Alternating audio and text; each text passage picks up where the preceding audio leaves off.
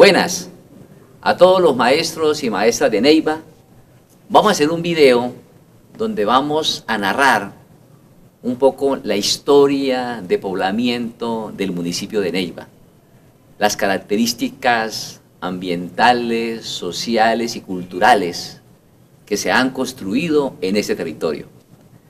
Esta propuesta de hacer el video nace de parte de un grupo de maestros, coordinadores de primaria y secundaria, que hicimos un taller evaluando un trabajo que hicieron los maestros de preescolar y primaria el año pasado en el diplomado en pedagogías y currículos alternativos para el buen vivir.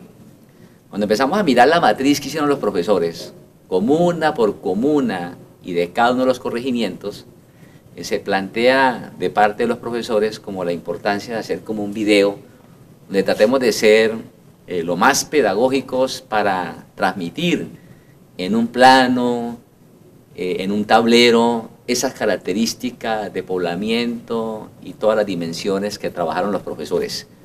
Entonces vamos a conversar un poco, vamos a hacer esta narración y nos vamos a insertar en ese mundo fantástico de la historia, de la memoria de este territorio, de la Neiva urbana, de la Neiva rural y también como de las proyecciones y lo que se nos ve venir como escuela, como maestros, para integrarnos en un currículo con unas pedagogías que dialogue con esa memoria, con ese territorio, con las características de nuestros muchachos, de nuestros niños, de nuestras familias, y convirtamos todo ese proceso en contenido de aprendizaje. Entonces, empezamos. Neiva, como todos sabemos, tuvo dos intentos de fundación antes de la última fundación que se hizo en el año 1612. Siempre hemos creído que el tema de ciudades es un tema más del siglo XX, pero la corona española tenía claro que fundando ciudades era la manera de ir conquistando un espacio, de ir dominando un territorio, y así fue como se diseñó todo un plan de, sobre estos territorios, ir consolidando ciudades para dominar. Arrancaron por la costa fundando la ciudad de Cartagena, después de luego se vienen por el río Magdalena bajando, fundan Santa Fe de Bogotá, fundan a Popayán, a Pasto, después en el año 1538 la primera fundación de Neiva, pero ese fue el propósito, o sea, creando ciudades, la corona española iba teniendo control y dominio sobre el territorio. Entonces, todos sabemos de que hay ciudades que en esa época de la corona española, en la época de la colonia, tuvieron sus apogeos, tuvieron sus auges, pero igualmente como se detuvieron en el tiempo, y otras ciudades después sobrepasaron la dinámica de otras ciudades que eran muy importantes en la época de la colonia. Uno mira, por ejemplo, en la costa atlántica, Cartagena era la gran ciudad, Barranquilla era una vereda o un pequeño asentamiento de Cartagena, pero cómo después Cartagena empieza a partir del siglo XIX a tener un crecimiento con la construcción de su puerto y todo el comercio que va a generar Barranquilla, toda su dinámica económica, y hoy, por ejemplo, Barranquilla es una ciudad que sobrepasó la dinámica económica, comercial de Cartagena. Igualmente, el caso de Popayán, donde Cali era también como una vereda, como un pueblo pequeño que pertenecía a la gran ciudad que era Popayán, donde se asentaron grandes comerciantes, grandes empresarios, hacendados, mineros, y poco a poco Popayán se fue deteniendo porque Cali fue adquiriendo otra dinámica sobre las plantaciones de caña, todo ese sistema de haciendas de producción que tuvo el valle, y después con el puerto de Buenaventura, pues Cali sobrepasó, rebasó a Popayán. Hoy se dice que Popayán es una vereda de Cali. Entonces, cómo las dinámicas económicas hacen que las ciudades tengan unos procesos de crecimiento acelerados, otros procesos de crecimiento mucho más lentos. Neiva va a ser una ciudad que va a tener un proceso de crecimiento bastante lento, una dinámica económica bastante incipiente, y eso es lo que va a caracterizar un poco su desarrollo. Entonces, si quiere, entremos un poquito al tema de Neiva. Entonces, como dijimos, primeros intentos de fundación en 1538, ahí por el lado de Otá, cerca de Campo Alegre, ahí llegaron los tamas, los indígenas, y quemaron el pueblo. Después, el segundo intento de fundación de Neiva fue en Villavieja, y también los aborígenes, en estos procesos de enfrentamiento aquí, los indígenas en esta región opusieron muchísima resistencia al dominio español. Todos sabemos las crónicas que nos llegaron del sur, de esta mujer valiente, la cacica Gaitana, que se opuso al dominio español allá en Timaná, y así fue el asunto. Por eso fue tan diezmada la población en esta zona del sur, porque se opusieron bastante, resistieron bastante al dominio de este colonizador. Finalmente, el tercer intento de Neiva es donde quedamos actualmente, 1612, y Neiva se va a fundar al lado del río Magdalena. O sea, el río va a ser como el eje transversal que va a definir el crecimiento y la expansión de la ciudad. Y casi que el río Magdalena, el conquistador Diego de Ospina, según algunas crónicas, se ubicó muy cerca al río también para que el río sirviera también como una especie de trinchera o una especie de muralla frente a la amenaza que representaban los ataques de los pueblos indígenas. Ahí empieza la fundación y el crecimiento de Neiva. Entonces, cuando uno pinta Neiva, su eje estructurante es el río Magdalena. A este río Magdalena le van a caer tres fuentes de aguas, que es la que van a definir el crecimiento y la expansión de Neiva. Por el lado del sur viene el río del Oro, que desemboca aquí, el Magdalena. Después viene la quebrada de la Toma, que es la quebrada del Curíbano, y por acá viene el río Las Ceibas. Entonces, esa es como la estructura de nuestra ciudad. Un gran río acá y tres fuentes de agua que le caen a nuestro gran río de la patria. ¿Dónde se va a fundar Neiva? Neiva se va a fundar entre el río Magdalena, el río del Oro y la quebrada de la Toma. Aquí el conquistador, don Diego de Ospina, hace la plaza principal, y alrededor de la plaza principal pues se diseñan los demás, las calles, el modelo como una especie de ajedrez que siempre tuvo la corona española, un proceso cuadrado donde por calles bien definidas y carreras se iba definiendo la ciudad, con los barrios tradicionales que se crearon en ese proceso del siglo XVII. Entonces, en el centro de la ciudad, el modelo español, siempre van los tres poderes más importantes, que es el poder político. Entonces ahí está la gobernación, está el cabildo, está también por otro lado el poder religioso, que lo representa la iglesia, y el otro, el poder político, el poder religioso y el poder militar. Pues se asientan las viviendas de la gente más notable del pueblo, los comerciantes, los ganaderos, los mineros, los empresarios de la época, y en la medida que se va uno retirando del centro, así mismo se va expresando la condición económica de la gente, ¿sí? En la medida que más va hacia afuera de esta pequeña ciudad, allá estaban los mestizos, los esclavos, los indígenas, pero hacer parte del centro o estar cerca al centro era un elemento importante de estatus social, de reconocimiento. Era donde estaban los españoles, donde estaban los criollos, y el mestizo trataba de acercarse más para también tener ese tipo de reconocimiento. Entonces, esa es la Neiva que empieza a poblarse en 1612, en el siglo XVII, y va a ser una ciudad donde realmente va a tener una dinámica económica bastante débil durante todo el siglo XVII, XVIII. Nosotros básicamente aquí era una región más que todo ganadera, agrícola. Aquí tuvimos una gran hacienda de los jesuitas, que fue la hacienda de los aposentos, que eso era una hacienda que cubría todo Villavieja, Baraya, Tello, Colombia, y desarrollaron toda una dinámica empresarial de desarrollo de la ganadería, de producción de carne, de producción de cuero, de producción de cebo. Hay unas crónicas que dicen que parte del alumbrado público que tenía Bogotá en el siglo XVII-XVIII era con el cebo que sacaban por el río Magdalena o por los caminos de herradura para llevarlos a Santa Fe de Bogotá. Entonces, ese fue como el crecimiento incipiente que tuvo Neiva en el siglo XVII, siglo XVIII. Hubo un acontecimiento muy importante en el siglo XVIII, en 1780 y pico, cuando fue la revolución de los comuneros, ese movimiento que lideró José Antonio Galán en Santander, que llegó hasta Bogotá y fue reclamando el tema tributario, casi como lo que estamos viviendo hoy en día de esas reformas tributarias que quieren gravar hasta la canasta familiar. Pues eso en el siglo XVIII ya habían levantamientos y movimientos populares.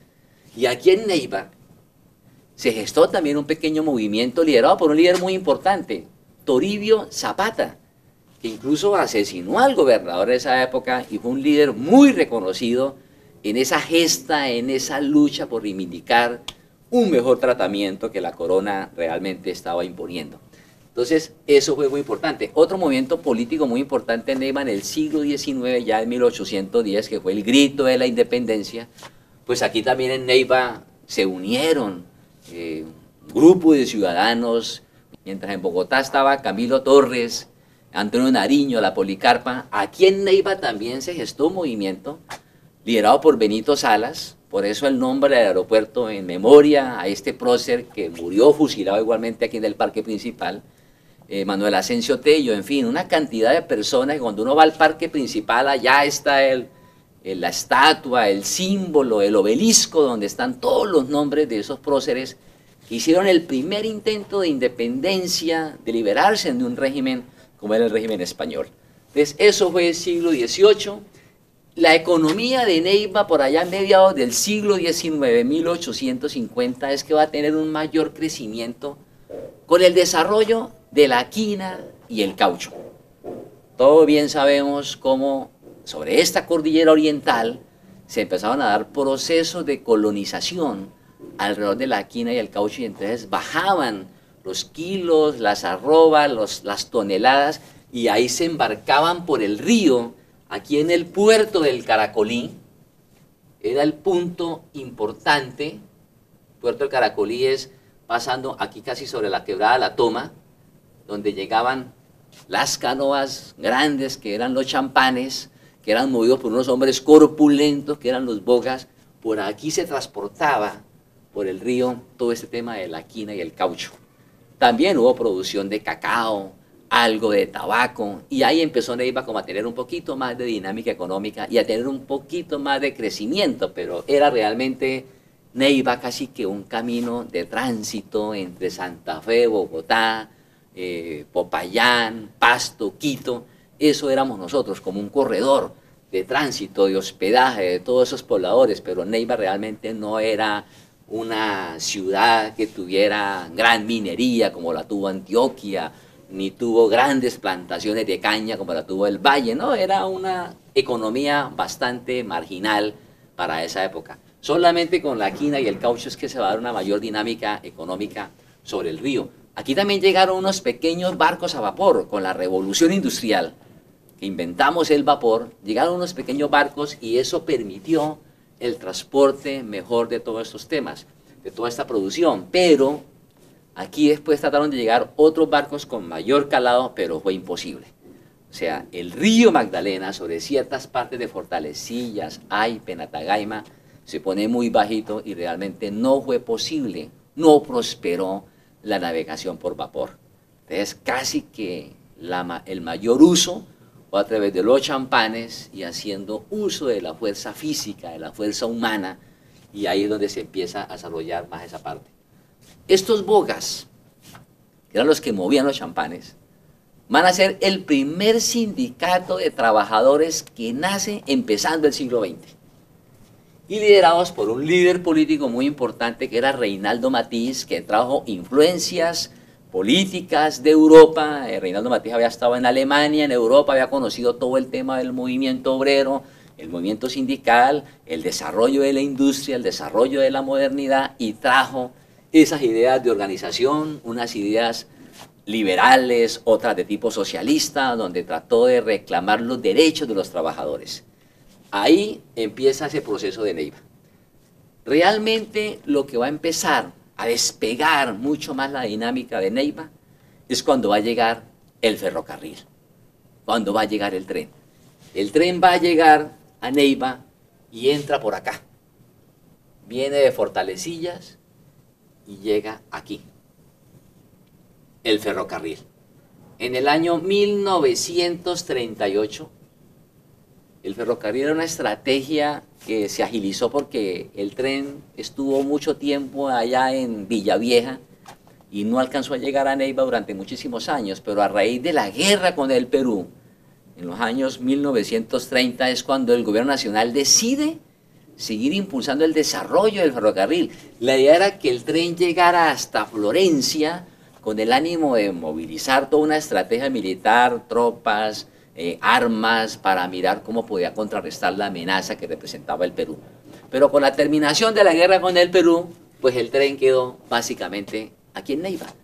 Con la llegada del tren, desaparece la navegación por el río Magdalena.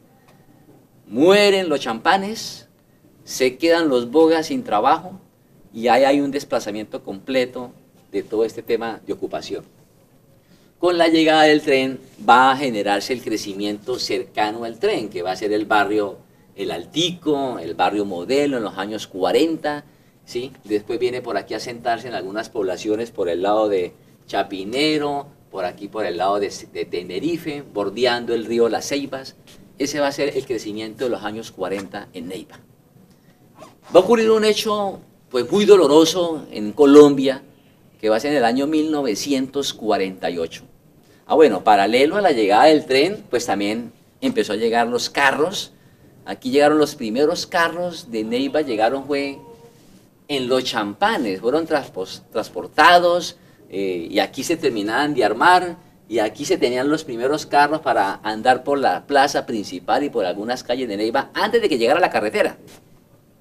Incluso eran las cosas novedosas en los años 30, que la familia llegara al parque principal, pagaba 5 centavos para que el carro le diera una vuelta, un paseo familiar los días domingos. Ese era el paseo dominguero, ir a montar en carro y dar esa vuelta porque era pues la cosa más novedosa. Y después, en el año 1940, también empieza la construcción del aeropuerto de Neiva. El aeropuerto se decide construirse pasando el río de Las Ceibas. Aquí en este lado se construye el aeropuerto. Y aquí con la construcción del aeropuerto, que también fue pensado también como una estrategia también militar de transporte de soldados, armamento, ahí se empieza a generar el primer asentamiento de trabajadores que se utilizaron para la construcción del aeropuerto. Y aquí pegando al río Las Ceibas es que se va a fundar el barrio Aeropuerto. Es el primer asentamiento que se empieza a construir pasando el río Las Ceibas. Esto eran puros potreros, esto eran ganadería, algunos cultivos de tabaco, algo de arroz más adelante, pero no había nada de vivienda por este lado. Entonces, como les comentaba, llega un hecho muy doloroso en 1948, que es con la muerte de Gaitán. Con la muerte de Gaitán se agudiza un enfrentamiento que ya venía calentándose entre liberales y conservadores, y esa guerra bipartidista, esa violencia bipartidista, pues va a empezar a generar un proceso de despoblamiento del sector rural, y ahí es donde van a empezar a llegar campesinos en los años 50 a acercarse a Neiva, a mirar cómo construían un espacio alternativo que los protegiera frente a toda esta amenaza que representaba la violencia, la guerra bipartidista que generó tanto dolor y que es parte de la causa de las demás guerras que después vamos a tener en los años 60, años 70, hasta nuestros días, que es la que estamos terminando realmente avanzando en un proceso de paz. Entonces, año 1948, años 50, empiezan a llegar pobladores y el Estado, que no tiene capacidad de ofrecer vivienda, pues la gente no tiene otra opción que empezar a invadir. Y se presenta la primera invasión de Neiva de campesinos que venían huyendo de esta zona de colonización. Y la primera invasión de Neiva va a ser pegando aquí al borde del río, de la quebrada La Toma, y ese barrio se va a denominar el barrio La Libertad. La loma de Bugambiles se la van a tomar 300 familias que vienen de esas zonas de colonización. Estas familias se asentaron casi que al lado del batallón Tenerife. Por eso tuvieron muchas amenazas por desalojarlos, pero fue tal el nivel de organización que tuvieron estas comunidades que finalmente resistieron, tenían una disciplina, un tipo de organización, un liderazgo. Ahí hubo un maestro que ayudó a ese proceso de organización y a ese proceso de fortalecimiento como comunidad, que fue el maestro Humberto Tafur-Charri. Eso a finales de los años 50.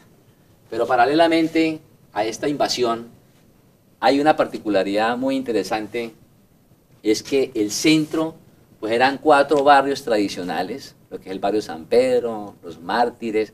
Hay un barrio que llamaba el barrio Santa Bárbara, porque había una iglesia que llamaba Santa Bárbara, donde queda el Hotel Plaza. Ese barrio ya desapareció, y ese fue una Neiva que no tenía más de 20.000, 30.000 habitantes, casi que a mediados del siglo XX.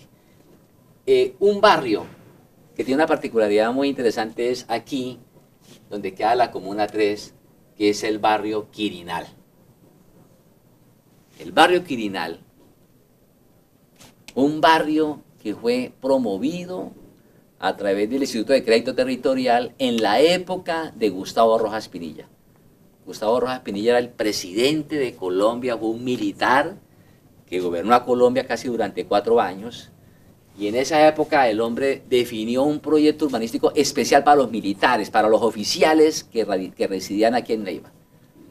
Pues ese barrio, como quedaba muy cerca de la plaza de ferias, ahí donde quedan actualmente el centro de convenciones, parece que la señora, las esposas de los militares que estaban con un estatus y con un reconocimiento, y esas señoras medio encopetadas, parece que no les gustó que el barrio quedara cerca a un sitio donde se hacía ferias de ganado, donde había cierto olor a estiércol de ganado, donde había como muchos mosquitos todavía, y entonces no aceptaron irse para ese barrio, que eran unas casas, desde luego, muy generosas, muy amplias, muy bien construidas, y pues ahí no le tocó otra opción al ICT que ofrecerlas a personas pudientes de alguna manera de Neiva, porque eran casas bastante amplias, de 2 pisos, y así fue que se hizo una oferta para que comerciantes, empresarios, profesionales de la época fueran adquiriendo la vivienda del barrio Quirinal, que fue el barrio que durante muchísimos años se denominaba como el barrio de los ricos, como el barrio de la élite neivana. Hoy en día el barrio Quirinal es un barrio que ya no tiene habitantes, ya no tiene familias, todo se volvió casi comercial, un barrio de servicios a nivel de temas de salud, temas de seguros, temas de telefonía. Eso es un barrio completamente transformado, que inicialmente siendo de vecindades y ahorita es básicamente comercial. Entonces seguimos con este proceso de la primera invasión de lo que fue aquí el barrio La Libertad. Después viene el Estado ya promoviendo una política de interés social para darle vivienda a todas las familias que seguían llegando a Neiva. La gente se asentaba en diferentes partes de Neiva, pero no había una política estatal. La primera política estatal que se define realmente para atender de una manera mucho más masiva a todos estos pobladores que llegaban, es cuando se define poblar el norte de la ciudad más allá del río Las Ceibas. Y ahí es donde van a ser el barrio Las Granjas en el año 1961, al lado del aeropuerto. Aquí nace el barrio Las Granjas, y al otro lado el barrio Cándido Leguízamo.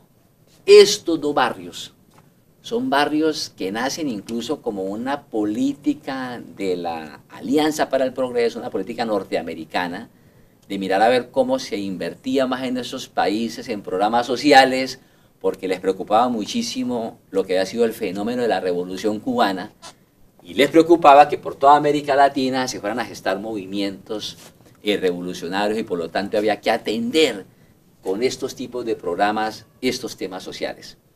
Y el barrio de Las Granjas se le pone precisamente el barrio de Las Granjas porque la idea era que, como llegaban campesinos, la idea era que la gente tuviera ahí sus 2 habitaciones, su pozo séptico, su cocina y su buen patio para que la gente sembrara comida. Entonces la gente sembraba verduras, hortalizas, plátano, yuca, tenían sus pollos, tenían su cochera. Todos estos barrios de Cándido y Granjas, por los que tienen buenos solares, porque esa era la idea, de que la gente campesina tuviera un mínimo de seguridad alimentaria produciendo en estos pedazos. Ahí se empieza a promover realmente este proceso del barrio Las Granjas, que fue un proceso también de mucha organización después, ¿sí? Como la comunidad fue terminando de construir sus viviendas, llevando los servicios públicos. Cuando no tenían acueducto, el barrio Las Granjas tenía unas pilas de agua, de acueducto público, donde la gente iba a sacar el agua, se bañaban, lavaban la ropa. Cuando ya llegó el acueducto, la gente lo que termina decidiendo es que donde estaban las pilas, se dejaran como parques. Por eso el barrio Las Granjas es el barrio que tiene 12 parques, y bien cuidados por parte de los propios vecinos. Es un barrio bien bonito, bien organizado en ese sentido de planeación, además del sentido de pertenencia que tienen sus habitantes sobre estos sitios. Y hay un dato muy interesante, como también la gente también tenía sus marranos, sus cocheras, pues era muy común que la gente en el mes de enero empezara a criar su marranito, con los desperdicios, con las lavazas. Pues ese marrano del 24 de junio, que era el día del San Juan, daba punto, y cada familia sacrificaba el marrano, por lo general, ahí en la calle. El otro vecino sacaba el otro marrano, y así se compartían. Empezaban por la mañana a pelar el marrano, a tomar aguardiente, a cantar rajaleñas, a compartirse el vecino con el otro vecino, morcillas, su pedazo de carne. Era toda una fiesta, era todo un ritual que se hacía alrededor del sacrificio del marrano, y que fortalecía los lazos de comunidad, los lazos de vecindad. Los niños y los muchachos crecían en un ambiente de mucha camaradería, de mucha amistad, de mucha fraternidad, y la fiesta era todo un componente de integración social. Los marranos, las cocheras, por un tema de salud pública, a finales de los años 80, se deciden suspender. Claro, uno entiende, Neiva, con esos cortes intermitentes que tenía de agua, se imagina Neiva con 3 días, 4 días sin agua, el olor a estiércol de marrano por toda la ciudad sería un problema bastante delicado. Entonces, eso es lo que se decide para finales de la época de los 80. Entonces, ahí, y ya como la fiesta del San Pedro nos cambió, ¿no? La fiesta del San Juan, ya cada quien ahorita va a mirar cómo se compra su pedacito de marrano, a ver cómo lo hace ahí en el horno de su propia casa, pero ya casi no hay, no existe esa fiesta colectiva que se vivía a nivel de los barrios. Por eso uno ve que algunos barrios tratan de revivir esas épocas para tratar de integrarse nuevamente con comparsas, con música, y recuperar esos lazos de amistad, de vecindad, que son muy importantes hacerlos en estos tiempos por la fragilidad de los vínculos que se tienen hoy en día en nuestras ciudades. Entonces, ese es lo que llevamos más o menos en los años 60, pero va a ocurrir, empezando también en los años 60, otra invasión, porque sigue llegando gente a Neiva, pero el Estado no tiene la capacidad de atender a la población que va llegando. Granjas, Cándido, no daban abasto para la gente que seguía llegando, y por eso, hacia el sur de Neiva, pasando el borde del río del Oro, se va a generar otra invasión. 400 familias que también venían de otras zonas de colonización, de zonas de conflicto, de esta guerra liberales de guerra de liberales y conservadores. La gente llegó y se tomó el sur, y aquí va a dar origen a lo que vamos a conocer nosotros como el barrio Santa Isabel. Y la gente aquí, ¿de dónde tomaba el agua cuando no tenían acueducto? El río del Oro.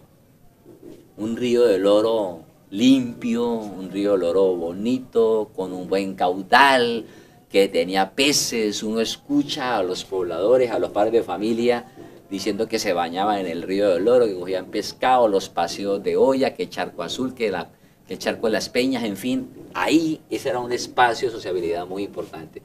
Cuando la gente se tomó aquí la libertad, la quebrada, la toma, fue la que le dio la mano a la gente realmente para ese proceso inicial cuando no tenían acueducto.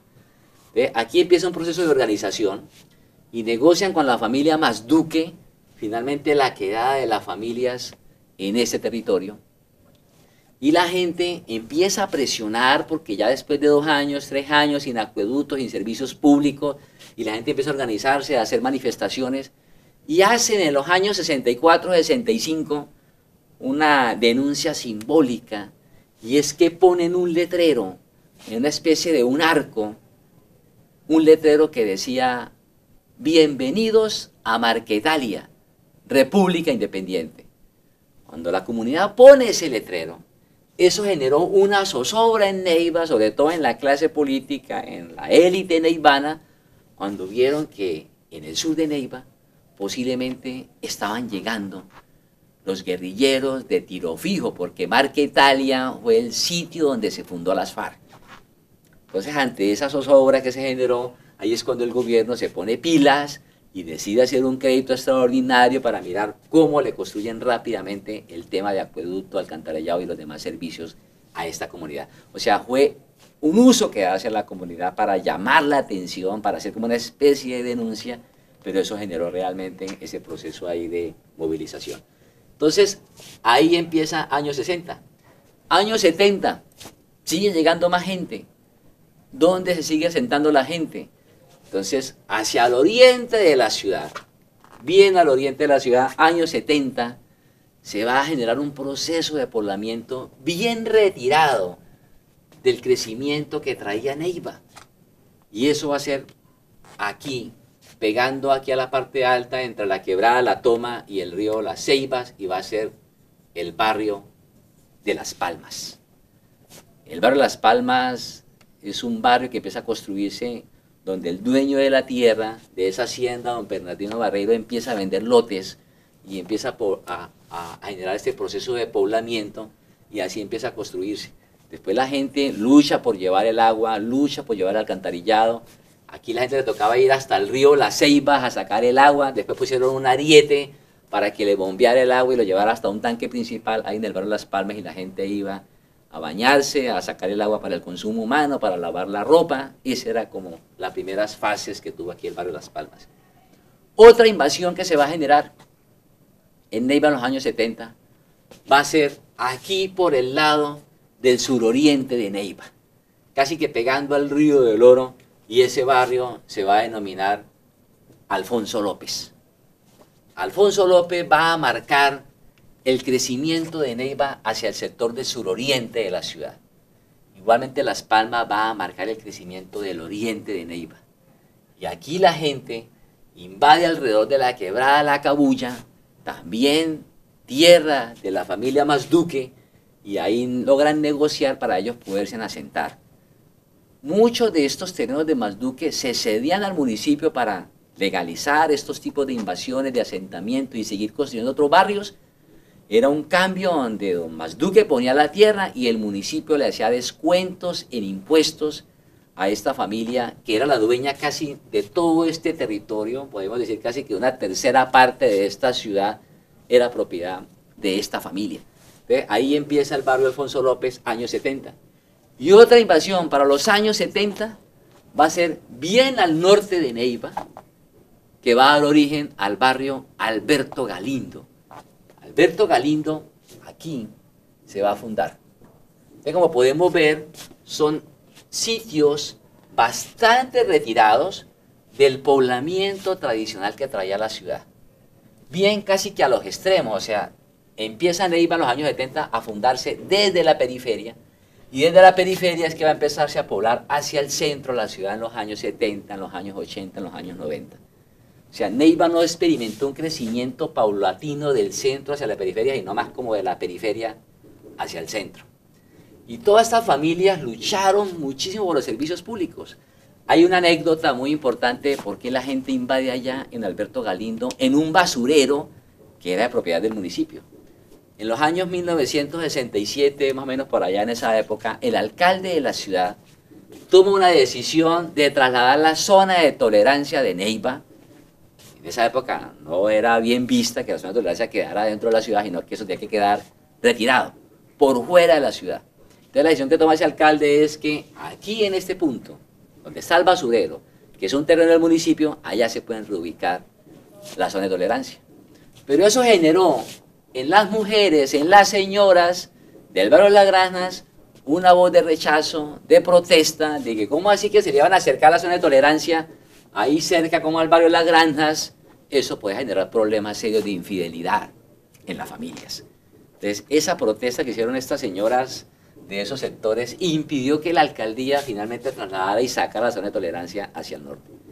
Pero la gente se pilló de que ese lote, de que ese basurero era el municipio, y por eso llegaron 400 familias en el año 73 y se tomaron ese terreno, y ahí empezaron montando cambuches y haciendo sus ramales, y ahí realmente fueron poblando ese territorio.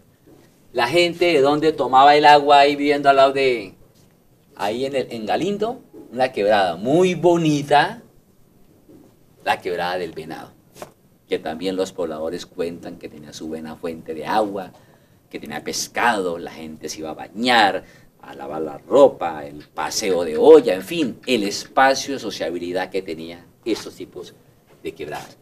Y aquí Alfonso López va a ser sobre el borde de la quebrada La Cabulla, que también van a ser aquí también en la parte del oriente de la ciudad.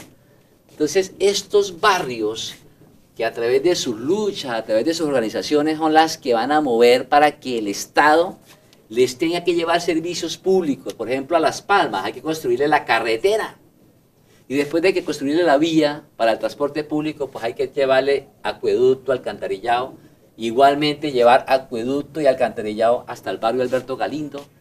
Aquí las señoras del barrio Alberto Galindo, después de que llevaban ya casi 3 años y no tenían agua, hicieron una movilización y se tomaron las empresas públicas y la alcaldía de Neiva, liderada por las mujeres. La llamaron la marcha de las ollas vacías. Se llevaron calderos, tapas, haciendo ruido, y se tomaron las instalaciones. Todos esos sistemas de presión era que llevaba al municipio a que tomara algunos tipos de casos de emergencias sanitarias, y así de esa manera podía, hay veces, adelantar algunos tipos de créditos para poder llevar casi que los servicios públicos.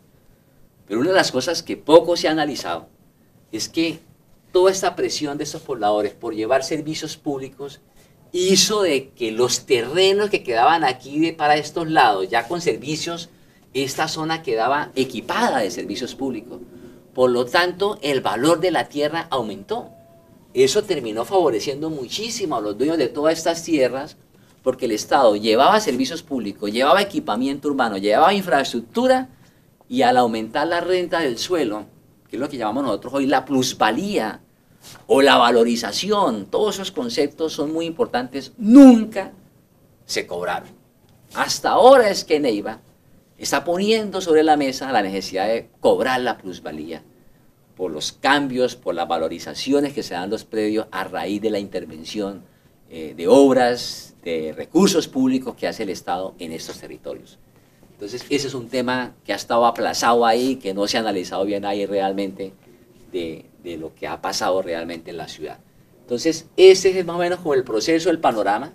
Ya en los años 80, uno mira aquí por el lado de Cándido, empiezan a construirse en otros barrios, por este lado como el Camilo Torres, el California, muy liderado por maestros en los años 80, programas de autogestión comunitaria, compraban el lote y la gente iba por autoconstrucción construyendo sus propias viviendas. En los años 90 viene por aquí una invasión, que es el barrio Falla Bernal, también de desplazados, de los desplazados de los años 90. O sea, casi que Neiva durante cada década ha tenido unos tipos de desplazamiento, producto de esta guerra, de este conflicto interno que durante casi 50 años ha producido tanto dolor y tanta dificultad. Entonces, aquí está Falla Bernal. Después viene también en los años 90 un grupo de desmovilizados del M-19 que constituye una asociación de vivienda, y ahí van a fundar el barrio Carlos Pizarro en memoria de este líder que fue el M-19. Eso aquí por el lado del barrio de lo que llamamos nosotros la Comuna 1. Entonces, este más o menos va a ser el crecimiento después de que aquí Santa Isabel se logra empezar a desarrollar, viene la construcción de todos los demás barrios. Después que Santa Isabel logra llevar los servicios públicos, va a generar las condiciones para que empiece a poblarse todo el sur de Neiva. Entonces todos los barrios, el barrio Bogotá, que el barrio Galán, que por aquí por el lado del barrio Limonar, que Timanco, pero eso se debe realmente es porque Santa Isabel logró llevar servicios públicos y ahí empezó a crear las condiciones para que se fueran desarrollando los demás barrios. Igualmente aquí con el barrio Alfonso López, la lucha de Alfonso López llevó a que se fueran construyendo después los demás barrios aquí por el lado de Nueva Granada y se subiera la gente por todo un filo aquí por el lado de Peño Redondo, que conocemos nosotros como filo de hambre, que empieza a fundarse todo el sector de arriba. Arriba en la parte alta, en el año 80, van a hacer una invasión, que es el barrio Los Alpes, que inicialmente le han puesto el barrio Alberto Santofimio Botero. Por fortuna la comunidad se dio cuenta a tiempo de que este personaje parece que no era muy bueno, entonces decidieron cambiarle el nombre de Santofimio y le pusieron Los Alpes. Ahí hay un hecho muy interesante, muy particular, y es que la invasión también se decide empezar a construir la escuela, todo ese proceso de poblamiento, y allá se van a vivir un grupo de profesores, la comunidad claretiana, unos sacerdotes claretianos se van allá a apoyar ese proceso de invasión, de organización comunitaria, de lucha por los servicios públicos. Ahí también se funda la Escuela Popular Claretiana, con una propuesta pedagógica muy vinculada a esa parte social, a esa parte comunitaria, a esa parte de integrar mucho más la familia, y se empieza a desarrollar todo este proceso alrededor del suroriente. Y en los años 80, 87, 88, ya toda esa parte poblada, pero sin el servicio, agua tenían, pero no tenían alcantarillado.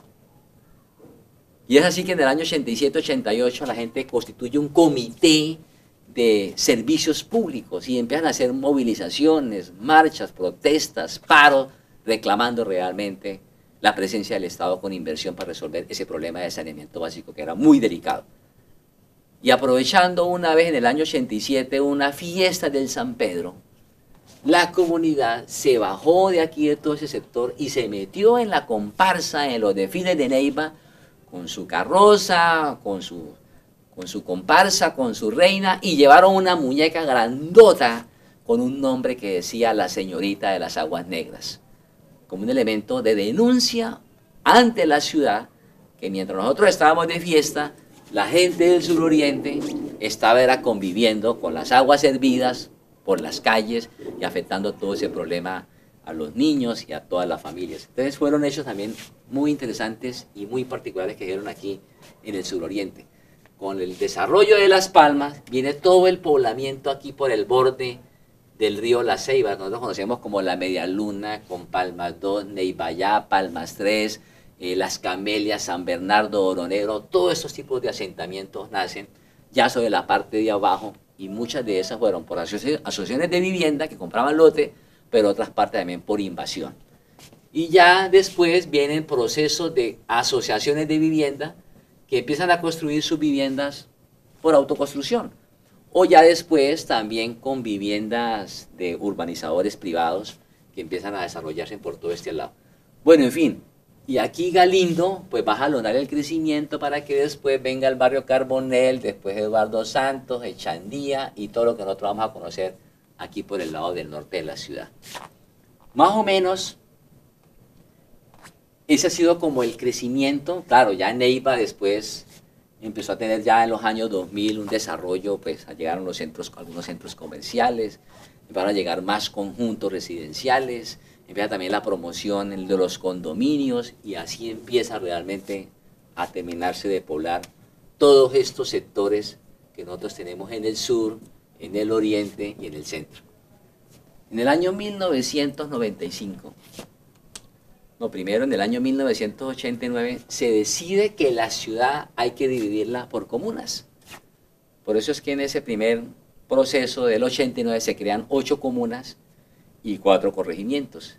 Después se decide en el año 1995 crear 10 comunas, que son las 10 comunas que tenemos actualmente. Entonces se decide crear la comuna 1, que va aquí, lo que es el barrio Cándido, Leguízamo, Santa Inés, Las Mercedes, esa es la comuna 1. La comuna 2 es donde queda el barrio Las Granas, Álamos Norte, aquí viene la Comuna 2. La Comuna 9 es lo que conocemos como Alberto Galindo, Carbonell, toda la parte del norte de la ciudad, Comuna 9. La Comuna 3 es la comuna entre el río Las Ceibas, la Quebrada La Toma y el río Magdalena y la carrilera del tren, esa es la Comuna 3. La Comuna 4 es el centro de la ciudad.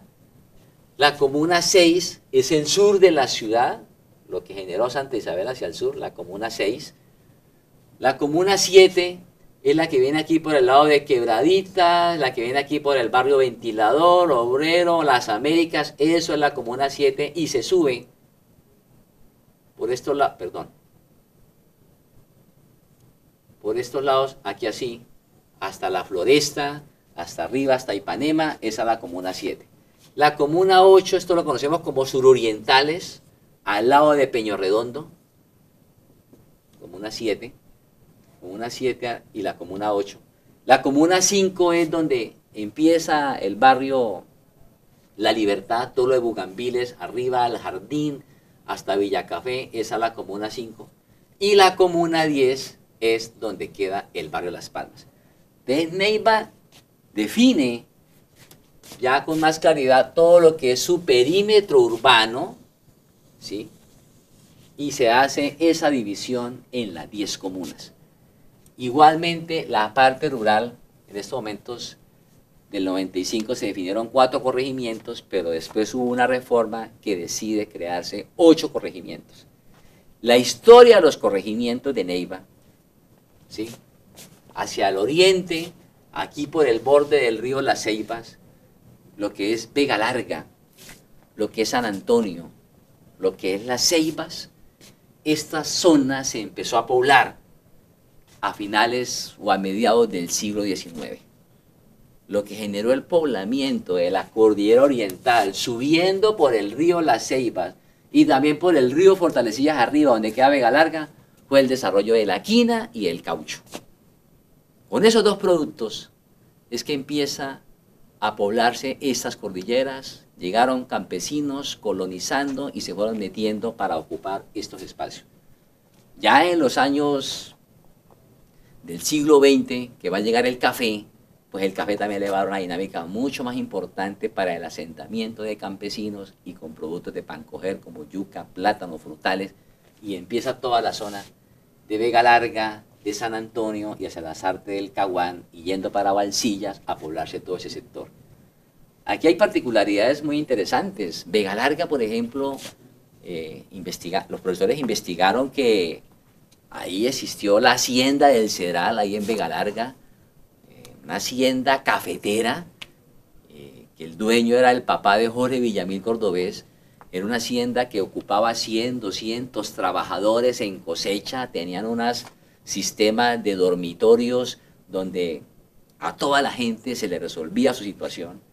También hay una anécdota que dice que cuando Tiro Fijo, en esa violencia de los años 50, él era un guerrillero liberal. Y en la época de Rojas Pinilla, cuando Rojas Pinilla hizo la amnistía, se entregaron muchas guerrillas liberales, la guerrilla del Llano, y aquí en el Huila se entregó Tiro Fijo. Aquí en Neiva se entregó Tiro Fijo. Y se dice que él estuvo en la hacienda del Cedral como recolector de café, liderando una cuadrilla con la que él se había desmovilizado. Después también cuentan de que Tiro Fijo también estuvo aquí en Neiva conduciendo un transporte público, un taxi de transporte público, y después es que a Tiro Fijo lo nombran como inspector de obra para abrir la carretera de Neiva que iba para el sur del Tolima, para Aplanadas. Estando allá como inspector de obra es cuando matan a Charro Negro, que era otro líder guerrillero, liberal, y es cuando deciden nuevamente volverse para el monte. Bueno, eso son partes como de las anécdotas que aparecen ahí. Entonces, este territorio de acá del oriente, ese es el proceso de poblamiento que va a caracterizarse. Desde luego con problemas muy serios de la violencia que se golpeó tanto en los años 50, después el surgimiento de grupos guerrilleros, la presencia de las FARC, básicamente sobre toda esta zona del oriente de Neiva. Hacia el occidente de Neiva tenemos los corregimientos de San Luis, Chapinero y Aipecito. en el siglo XIX, habían empresas internacionales, transnacionales, explotando oro por el lado de Órganos, por el lado de San Luis, empresas alemanas, empresas inglesas, donde habían ciertos aluviones, ciertas vetas de oro, y ahí se asentaron con ese tipo de explotación. Pues esa explotación de la minería fue la que generó un proceso en el siglo XIX de poblamiento. Después, a finales del siglo, empezando el siglo XX, también con la llegada del café, pues también empieza a tener un crecimiento poblacional y un reasentamiento de población sobre ese sector de lo que va a ser arriba la parte del occidente de Neiva, pegando a la cordillera occidental. Neiva es un municipio donde su casco urbano solamente representa el 6% de su territorio. El 94% del territorio es pura zona rural, y por eso es que Neiva va hasta la cordillera oriental y la otra parte de Neiva va hasta la cordillera occidental. O sea, Neiva es un municipio que atraviesa todo el departamento del Huila, porque el 94% de su tierra es zona rural, población donde hay ciertos asentamientos como Vega Larga, San Antonio del Caguán, los demás son veredas dispersas, y allá por el occidente con estos 3 asentamientos que es San Luis, Chapinero y Aipecito. También los maestros en ese proceso de caracterización y de estudio que hicieron de las zonas, pues también encuentran unos hechos muy particulares, por ejemplo, lo que fue la violencia también de los años 50. Hay mucha historia que recuerda el dolor que nos produjo a nosotros esa violencia entre liberales y conservadores. Y en esa historia de San Luis, de Órganos, aparece la historia de un sacerdote que dicen que posiblemente estuvo involucrado en la persecución de liberales y que posiblemente también estuvo involucrado en el asesinato de algunas familias liberales entre Órganos y San Luis.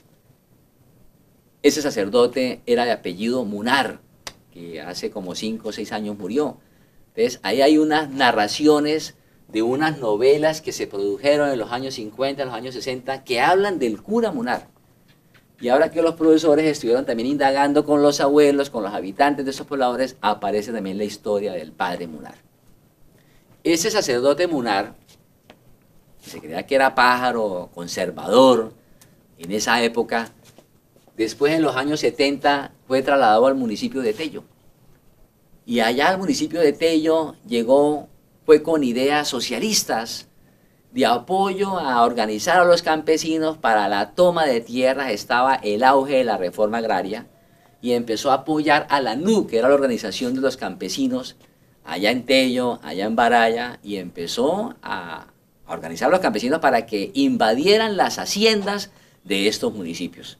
O sea, llega un cura completamente transformado, con ideas completamente distintas, de tipo socialista, de que la tierra era para quien la trabaje. O sea, para los campesinos, para los jornaleros, para los peones, y no para los hacendados que no lo utilizaban. Entonces fue una consigna, y así estuvo moviéndose por toda la zona rural de Tello, de Baraya. Por allá a finales de los años 70 lo acusaron y estuvo preso porque decía de que era auxiliador de las FARC. Entonces son cosas muy extrañas, porque si bien por aquí en Chapinero, en San Luis, tuvo conflictos con Tiro Fijo, tuvo conflictos con la FARC, aquí por este lado de Tello ya el hombre llegó completamente transformado, vivió una metamorfosis, vivió toda una conversión. Ese sacerdote, qué lástima que no se haya conocido más la historia para haber comprendido esos cambios de una persona que estuvo en un bando y después termina en otro bando. Bueno, algo muy parecido a lo que vivió Pablo de Tarso, que después de que era un perseguidor de cristianos, terminó converso como cristiano y convirtiéndose en uno de los líderes más importantes del cristianismo en todo el Medio Oriente y parte de Europa. Entonces, esas son anécdotas que aparecen ahí y que son importantes de seguir investigando, porque la memoria es un tema vital que tenemos que recuperar.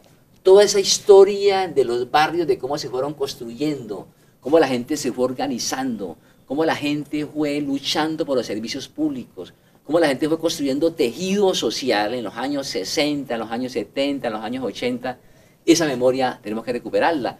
los niños, los jóvenes tienen que conocer de que esta Neiva que tenemos hoy no fue que cayó del cielo ni que se hizo de un momento para otro. Esto ha sido un proceso de organizaciones, de luchas, una ciudad que se fue poblando casi que producto de la guerra, ¿sí? La violencia ha marcado mucho a Neiva, casi que Neiva en los años 50 le decían la ciudad refugio. La gente buscó a Neiva como para protegerse de esa violencia bipartidista que estaba azotando el sector rural del departamento del Huila y de otras regiones de Colombia. Entonces, casi que esta ciudad es producto de un proceso migratorio del campo a la ciudad, muchas veces por la crisis también agropecuaria, ¿sí? Ya los productos muchas veces no se les paga bien a los campesinos, las campesinas a veces trabajan a pérdidas y eso genera un proceso de búsqueda de otras opciones laborales. La ciudad igualmente se convierte en una posibilidad para brindar estudios, educación, ciertas expectativas de trabajo, de empleo, y por eso la ciudad también empieza a atraer. Pero también factores como la violencia incidieron muchísimo para que se fuera poblando este territorio de lo que tenemos hoy en día como Neiva. Entonces, eso es un poquito como a nivel del poblamiento histórico, que es una categoría que trabajaron ahí los maestros en cada una de las comunas, en cada uno de los corregimientos. Hay una situación, es la parte ambiental. Nuestras quebradas, que he comentado alguna de ellas acá, el río del Oro, que la quebrada La Cabulla, que la quebrada La Torcaza que viene por aquí, que Zanja Ancha, los humedales del Curíbano, por aquí la quebrada La Jabonera por el lado de Las Palmas, aquí el río Las Ceibas, la quebrada Vicente, la quebrada del Venado. O sea, son muchas las quebradas que estaban vivas y que le dieron la mano a todos estos pobladores cuando empezaron a invadir, no tenían acueducto, esas quebradas le dieron la mano. ¿Cuál es la realidad de estas quebradas hoy en día? Este componente ambiental. Nuestras quebradas se están muriendo, están agonizando, están contaminadas. Y los papás conversan eso en las escuelas, cómo ellos realmente aprovecharon estos espacios. Era una ciudad donde ellos realmente caminaban, se bañaban en la quebrada del río Oloro, iban a jugar en cualquier peladero. En esa época no teníamos ni canchas sintéticas ni polideportivos, sino que la gente se integraba de una manera muy humilde con los de la 34 y los de la 45. Así era que en los diferentes barrios la gente tenía esos procesos de integración. Y hoy en día los niños se preguntan, ¿cómo así, papá, que usted se bañaba en la quebrada del río del Oro? ¿Cómo así que aquí ustedes cogían pescado? ¿Y cómo es la razón? ¿Qué está pasando con el río del Oro? Huele a feo, se está muriendo, está contaminado el río del Oro. Aquella vez reunido con los padres de familia, aquí en el barrio Panorama, que es otra historia de asentamientos en el suroriente de Neiva, los padres de familia decían, nosotros a mediodía no podemos a veces almorzar por el olor a estiércol de unas marraneras que le caen las aguas a la quebrada La Torcaza. Entonces, ¿cómo el tema ambiental es un tema muy crítico? Es un problema mundial, el calentamiento global, el cambio climático, el problema de la deforestación, el riesgo de los bosques, o sea, está poniendo en riesgo la vida de la evolución de la especie humana. Y por eso es un tema muy importante que los profesores identificaron a nivel urbano y los profesores rurales también identificaron los problemas serios a nivel ambiental de cómo se han venido afectando las cuencas hidrográficas, cómo siguen persistiendo muchas prácticas tradicionales en la producción, como son las quemas, pues el uso a veces de muchos químicos, todo eso igualmente está afectando muchísimo el componente ambiental.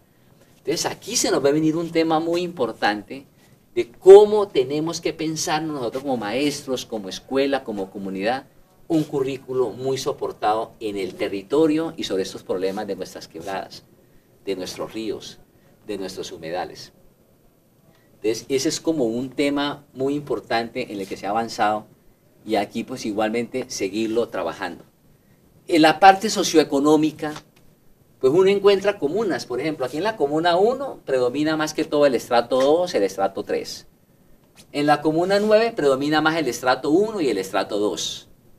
En la comuna 2 predomina más el estrato 2 y el estrato 3. En la comuna 10 predomina más el estrato 1 y 2. ¿Sí? O sea, como en algunas comunas, en la comuna 6 predomina más el estrato 2 en estos momentos, como en algunas comunas, por ejemplo, como la 7. En la 7 tenemos estrato 1 y también tenemos estrato 6, ¿sí? Por todo el proceso de condominios que se han venido construyendo hacia la vía Vega Larga. O sea, como en algunas comunas hay cierta homogeneidad a nivel de estrato social, pero también en otras comunas hay bastante heterogeneidad en la parte socioeconómica. Neiva se puede decir que no tiene como las características de Bogotá. Bogotá, en el norte está el estrato alto y en el sur está el estrato bajo. En Cali es lo contrario, en el sur están los ricos y en el norte están los pobres. Cuando uno mira aquí el caso de Neiva, uno aquí, ¿dónde están los estratos altos? Una parte está por aquí por la comuna 7, otros están aquí por el borde del río, de la quebrada La Toma, que son todos esos apartamentos y todos esos conjuntos que se han construido. También encontramos estratos 4, estratos 5 hacia el sur. También encontramos estratos 4, estratos 5 por aquí de la comuna 2, por aquí también en la comuna 10. Casi que conviviendo. Aquí en la comuna 10, por ejemplo, tenemos todos estos conjuntos de la sierra que son estrato 5. Y ahí al lado está la invasión Álvaro Uribe Vélez, que es de estrato 1. O sea, casi que coexistiendo muchas veces estratos altos y estratos bajos en un mismo territorio a menos de 100 metros de diferencia. Aquí todo el sector del suroriente de Neiva, abajo en Peñorredondo está el estrato 1 y ahí arriba usted ve los condominios de estrato 6. O sea, aquí tenemos a veces una ciudad bastante fracturada, ¿sí? A veces una especie de apartheid social también se ha generado aquí en Neiva. Y aquí por eso la importancia de cómo pensarnos una ciudad más igualitaria, una ciudad más justa, una ciudad más solidaria. Esos son los retos que tenemos nosotros sobre este territorio, tanto urbano como rural. Y pensarnos una sociedad más justa, más solidaria, más democrática, eso pasa también por el currículo escolar. Casi que el currículo escolar también se define un proyecto de sociedad. También se define un modelo de sociedad y eso es el interés en el que nos estamos pensando cómo podemos pensarnos una pedagogía y unos currículos que permita que la escuela, que permita que los niños, que permita que los estudiantes salgan a caminar, salgan a investigar, salgan a apropiarse de estos espacios, de estos territorios tanto urbanos como rurales, para que vayamos construyendo más sentido de pertenencia, más identidad territorial. Pero no solamente investigando los problemas y alrededor de los problemas, aprendiendo matemáticas, aprendiendo ciencias naturales, aprendiendo sociales, aprendiendo lectura crítica, aprendiendo arte, tecnología, innovación. ¿Cómo vamos a hacer para que sobre estos problemas, sobre estas preguntas que vamos a trabajar con los niños y con los muchachos, integremos mucho más el currículo? Y que realmente ese currículo responda a la vida que está pasando con los niños, con la familia y a esa vida que está ocurriendo en ese territorio. Esa es la otra escuela que queremos que camine. Esa es la otra escuela que la vida del territorio ingrese a ser contenido de aprendizaje. En eso es que andamos, en eso es que queremos avanzar mucho más ahora con los profesores de primaria para empezar a salir con los niños, salir a caminar. Por ejemplo, aquí por el barrio del sur, todas las escuelas que están bordeando aquí el río del sur, el río del Oro, las 10 escuelas que están aquí bordeando, nos sentamos con los padres de familia, nos sentamos con los profesores. Y uno de los lemas que quieren trabajar el próximo año es para que el río del Oro vuelva a vivir. Y los padres de familia de aquí, el barrio Panorama y la escuela Panorama, también se está pensando para que la quebrada La Torcaza vuelva a vivir.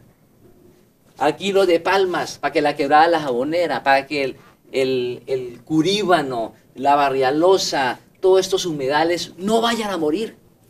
O sea, Neiva no puede desaparecer sus quebradas y sus humedales porque es un problema crítico de calentamiento. Esta ciudad tiene que ser sostenible para realmente pensar en las futuras generaciones.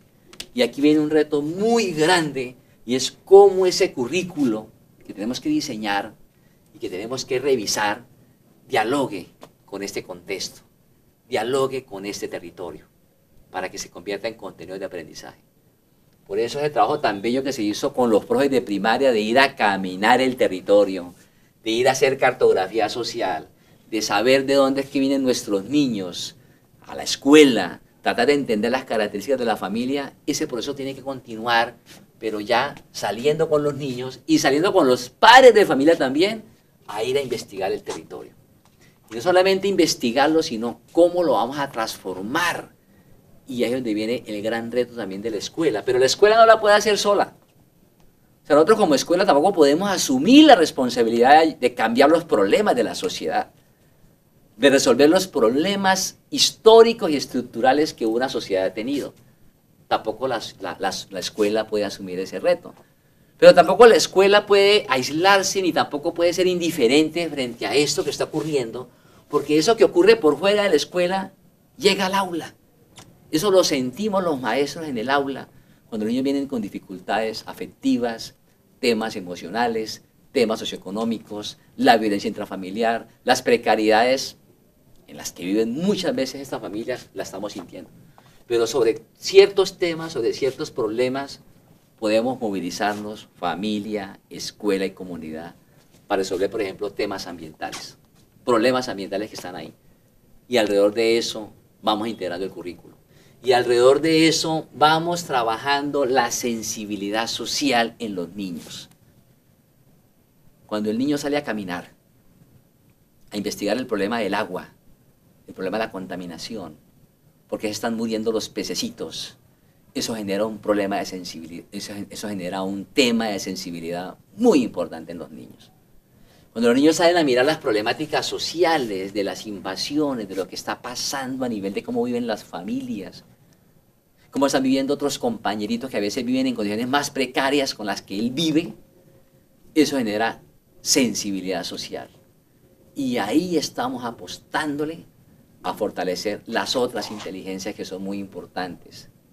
No solamente la inteligencia cognitiva, necesitamos que nuestros muchachos sepan leer y escribir mejor, sepan mejor matemáticas, comprendan el mundo maravilloso de las ciencias naturales, de la literatura, del arte, de las humanidades, pero sobre todo también que desarrolle las otras inteligencias, como las inteligencias emocionales y las inteligencias espirituales. Estas salidas, este contacto con el medio, este contacto con el territorio, hace que sigamos cultivando los sentimientos más nobles que todos los seres humanos tenemos, como es la capacidad de amar, como es la capacidad de ser solidarios, de sentir compasión y de trabajar por la dignidad del ser humano, por el concepto de justicia. Eso hay que volverlo a retomar. Y trabajar la compasión, la solidaridad y el amor y la justicia no es un tema de una cátedra, ni de 2 horas, ni de 10 horas, sino de acercarnos a entender estas problemáticas y acciones solidarias que podamos hacer. Neiva tiene que construir un modelo de economía solidaria. Neiva tiene que construir un modelo de ciudad sostenible, amigable con el medio ambiente. Neiva tiene que construir un modelo donde avancemos en la memoria, conocer la memoria, el dolor, la tragedia que hemos tenido.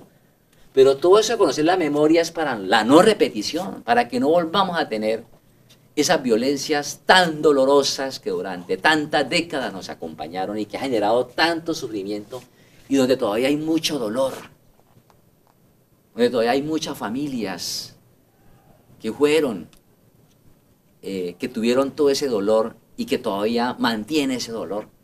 Y esa ciudad tiene que avanzar por la ruta del perdón, por la ruta de la reconciliación, por la ruta de la no repetición. Pero de luego para eso hay que conocer la verdad, hay que conocer la historia, hay que conocer toda esta memoria. Entonces, en todo este proceso es que queremos seguir avanzando con primaria, ya empezar a salir a caminar todos estos temas ambientales, todos estos temas de la memoria, todos estos temas de la historia, a comprender todos estos temas sociales. Estos niños son los que con todas esas salidas y ese currículo integrado a estos problemas, estos niños van a ser otros seres humanos, con más sensibilidad y van a entender que esta ciudad ellos la van a ayudar a construir, ellos la van a ayudar a transformar. Pero ese proceso igualmente, como lo estamos hablando con primaria, también lo queremos adelantar con todos los profes de la secundaria. para que si ese proceso lo vamos a trabajar por proyectos, por temas de interés, por problemas, y alrededor de esos proyectos y alrededor de esos problemas va las matemáticas, va las sociales, va la literatura, o sea, vamos integrando el currículo, pues también queremos pensarnos en la secundaria, trabajar por problemas, por temas de interés que los adolescentes y los jóvenes también se están pensando. La expedición nos demuestra que los muchachos quieren hablar y que los muchachos quieren hacer servicio social, no el servicio social de las 60 horas o 80 horas que hacen en el grado 10º, en el grado 11. No, los muchachos quieren estar también integrados a procesos sociales, a temas ambientales, a temas sociales, a temas culturales, el tema del arte, el tema de la música, el tema del deporte. Ahí también hay innovación, ahí también podemos construir realmente un proceso que contribuya a transformar este territorio, esta ciudad, este sector rural que tanto se necesita. El sector rural tiene que volver a tener esperanza.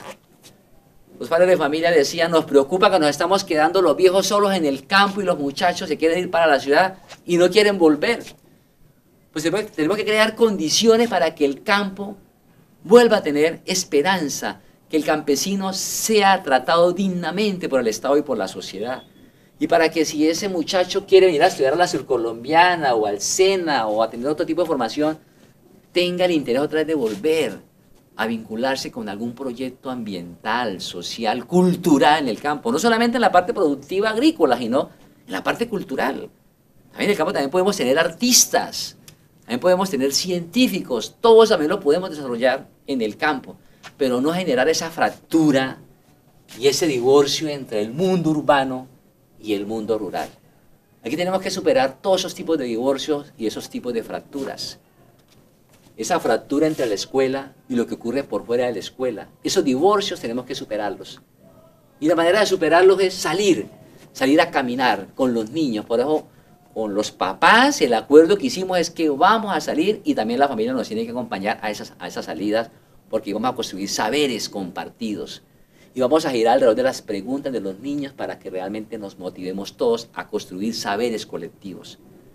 Y ese es el proceso en el que queremos realmente sintonizarnos mucho más para que realmente esta sociedad neibana construya un proyecto de futuro, un proyecto de vida basado en la solidaridad, basado en el amor, en el perdón, en la reconciliación, en las éticas del cuidado y realmente en la dignidad del ser humano. Ese es el desafío de la escuela. Ahora la escuela, como lo decíamos al comienzo, no puede quedarse sola, no puede aislarse, no puede encerrarse, no puede seguir amurallada en medio de esos muros, sino que la escuela tiene que abrirse. Pero también tiene que tender puentes con las organizaciones comunitarias. Tiene que estrechar mucho más los lazos con la familia. Muchos padres de familia también son líderes comunitarios. Entonces tenemos que crear esas alianzas. Y esas alianzas son con las organizaciones, son con las iglesias, con las fundaciones, para que cada comuna, cada corregimiento vaya también construyendo su proyecto educativo comunitario. Ese proyecto educativo comunitario busca fortalecer los lazos de solidaridad, los lazos de vecindad. Hoy el mundo, los vínculos están muy frágiles, muy fracturados. Hoy casi que la ciudad, la indiferencia muchas veces es lo que predomina.